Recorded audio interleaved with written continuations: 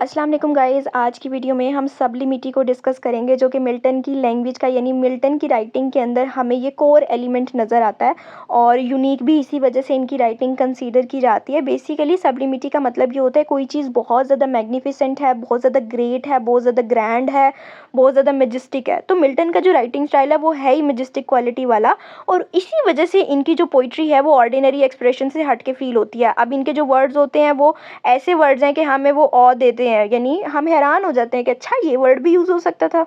हमें लैंग्वेज की वास्टनेस नज़र आती है, लैंग्वेज को एलिवेट कैसे किया जाता है ये नज़र आता है। और सारे क्रिटिक्स ने जब क्रिटिसाइज़ किया, लाइक वो जैसे कहते हैं ना कि लाइक डीपली स्टडी किया, तो उन्होंने ये टर्म लाइक सब्लिमिटी की यानी सबलाइम कहा इनकी लैंग्वेज को। देन अगर हम एलिवेटेड डिक्शन की बात करें तो डिक्शन इज़ बेसिकली जो राइटर लैंग्वेज यूज़ कर रहा है उसकी क्या लैंग्वेज है, तो उसको हम डिक्शन कहते हैं। तो इन्होंने सिंपल वर्ड्स नहीं यूज़ किए, इन्होंने बड़े बड़े लाइक ग्रैंड वर्ड्स, लेटिनेट वोकैबुलरी के वर्ड्स यूज़ किए, यानी जिनको हम एक्सपेंसिव वर्ड्स भी कह सकते हैं कि लाइक ये बड़े टॉप वाले वर्ड्स थे, बड़े एक्सीलेंट वर्ड्स थे।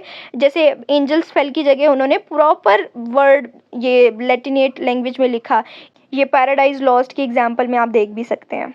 और इन्होंने जो सिमिलीज़ यूज़ की वो भी बहुत कोई सिंपल सी ऐसी नहीं है कि मैं और आप जानते हो या फ़ौरन से अंडरस्टैंड कर लें, नहीं, वो एपिक सिमिलीज़ हैं, यानी लॉन्ग हैं, इलेबोरेटेड हैं। और इन्होंने ऐसे कंपैरिजन्स बनाए हैं अपनी राइटिंग के अंदर, अपनी पोइट्री के अंदर, कि वो कॉस्मिक स्केल पे चला गया, यानी हम बहुत नेक्स्ट लेवल पे चले गए।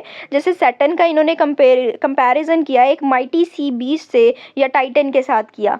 अच्छा, इन्होंने यूज़ भी ब्लैंक वर्स को किया, उसकी रिदम को फॉलो किया, यानी ये बड़े मास्टर थे अनरिदमिक आयम्बिक पेंटामीटर के अंदर। और इनका रोलिंग रिदम था, इंजैम्पमेंट की टेक्निक्स यूज़ होती थी, यानी कि वो एक लाइन पे सेंटेंस कंप्लीट नहीं होता था, कोमा लगा होता था और नेक्स्ट लाइन पे फिर कंटिन्यू हो जाता था। इसी वजह से इनकी जो वर्ड्स थी वो लाइक माइटी वेव्स की तरह, यानी एक के बाद एक बात हुए चली जा रही है और कॉन्टिन्यूज़ है और पावरफुल है और इतना ज़्यादा उसका इम्पैक्ट भी है। इसी तरह से अगर हम क्लासिकल और इनकी बाइबल से इन्होंने जो एलुजन्स को ऐड किया है, वो जो हैं वो रेफरेंसेस इनके ग्रीक वाले रोमन मिथ्स के साथ इनके रेफरेंसेस या बाइबल के रेफरेंसेस वो डाल रहे हैं। तो टाइमलेस यूनिवर्सैलिटी, यानी कि एक चीज़ यूनिवर्सल हो गई है, उसको हम उनके टाइम पीरियड में पढ़ें या अब पढ़ें, हम लोगों को ग्रैंड ही फील होगा, क्योंकि इन्होंने इतनी बड़े बड़े लेवल की एलुजन्स को ऐड किया है। तो ये फ्यूजन जो था उसने बड़ी डेप्थ डाली, उसने सॉलिमिनिटी डाली। इमेजरी की बात करें तो वो भी बहुत वास्ट थी, यानी जो हेवन को इन्होंने पोर्ट्रे किया हुआ है, जो हेल की डिस्क्रिप्शन है, जो क्योस दिखाया है, एटर्निटी दिखाई है, मिल्टन ने कॉस्मिक लैंडस्केप को जैसे हमारे दिमाग में पेंट किया है।